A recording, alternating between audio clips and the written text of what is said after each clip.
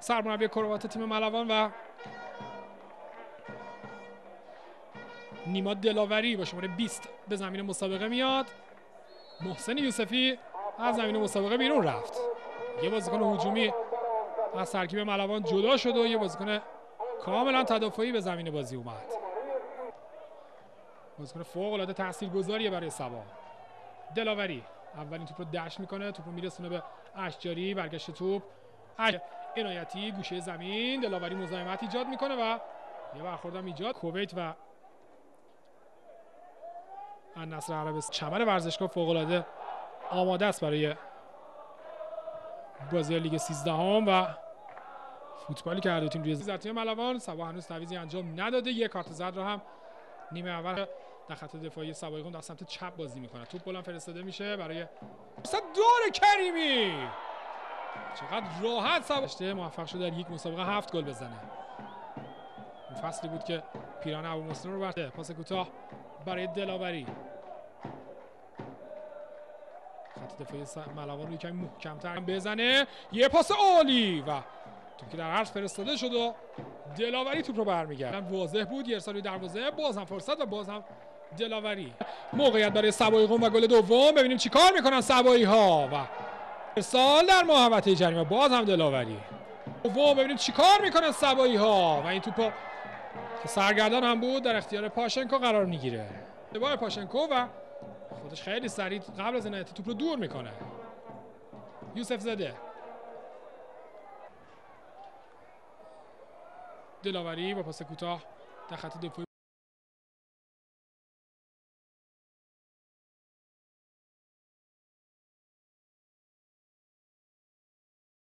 توپ رو هم میفرسته. رضا نوروزی توپ رو گم میکنه. دلاوری توپ او رو گرفت.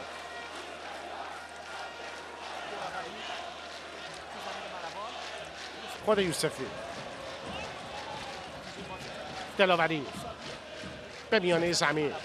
رضا نوروزی کنترلش و چرخشش خیلی خوب هست و حرکت میکنه، مدافع میده برای رضا نوروزی که به توپ هم رضا نوروزی رسوری برای ماهینی راه میندازه خانزاده رو. او هم اصلا اونجا این پاس رو به جلو رو میفرسته، ارتباط رو دلاوری قطع کرد. توپ رو باز هم به خوبی میفرسته برای حسینی. نیما دلاوری ضربه زمین ملوان، حرکت از عباس زاده و دلاوری توپ رو به بیرون فرستاد. این کار هم میشه، بالاخره با پای راست توپ رو میفرسته برای نوری و باز هم نیما دلاوری.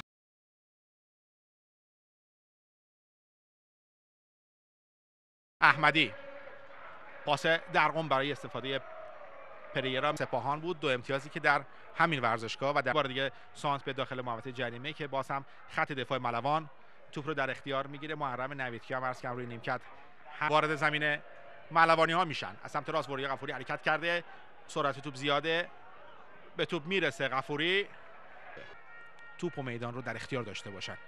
در خط دفاع سفیدپوشای ملوان قراره وریا غفوری داخل محوطه جریمه خودش تعادلش از دست میده. یه لحظه خطا نیست، ضربه دروازه برای ملوان خواهد بود.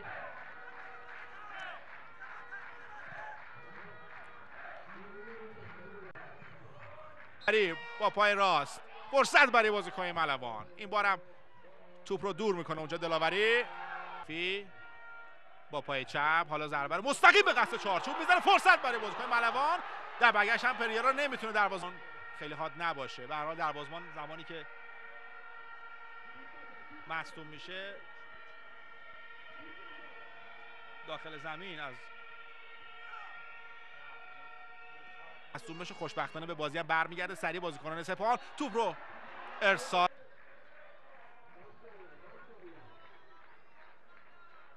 اینجا خطا روی دروازه‌بان اعلام میکنه آقای هم عرض کردم در حساس ترین بازی پرسپولیس و مسافت تراکتور سازی.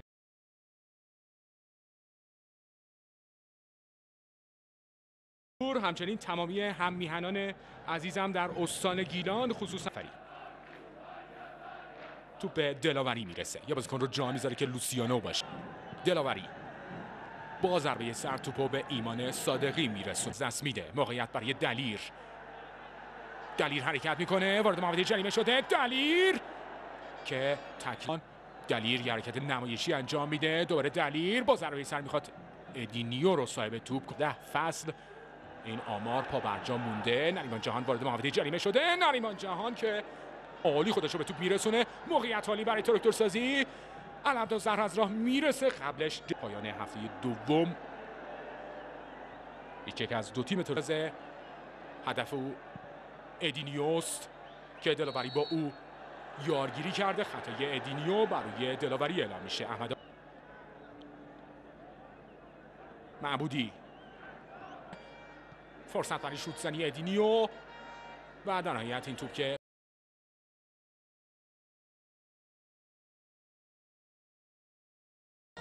ارسال به روی دروازه و باز هم نیما دلاوری توپ ارتباط قطع شد. دلاوری پیش میاد. خود دلاوری با مرداد اولادی ارسال بلند او برای یعقوبی. یک بار دیگه حرکت جناح راست.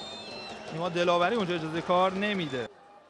به هر حال ملوان یکی از اون تیمایی است که با هزینه بسیار کمی بسته شد. جزء دو سه تا تیم پایانی.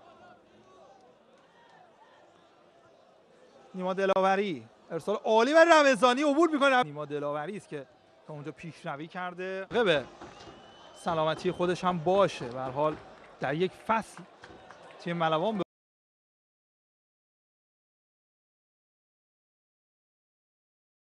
صادقی میرسه. در خط دفاعی نیما دلاوری صاحب توپ هست برای علیرضا رمضانی. شاکری موفق نیست در 1 و 2 با خیری.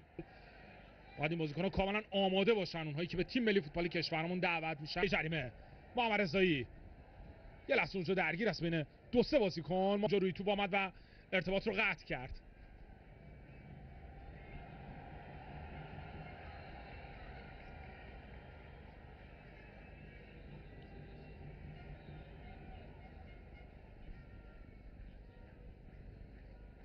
بازی متوقف شده.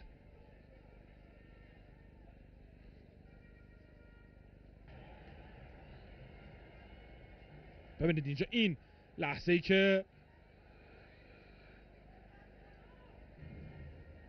یه پاس در عمق داشت تلاش میکرد که بازی رو بدون کارت تموم کنه، اما به هر حال نگاه کنید که در چه ثانیه‌ای کارت داد و حالا میلان هم میره و به آقای ابوالفضلی اعتراض میکنه. به هر حال خیلی متشکرم از حسن توجه شما بینندگان عزیز و علاقه‌مندان به فوتبال.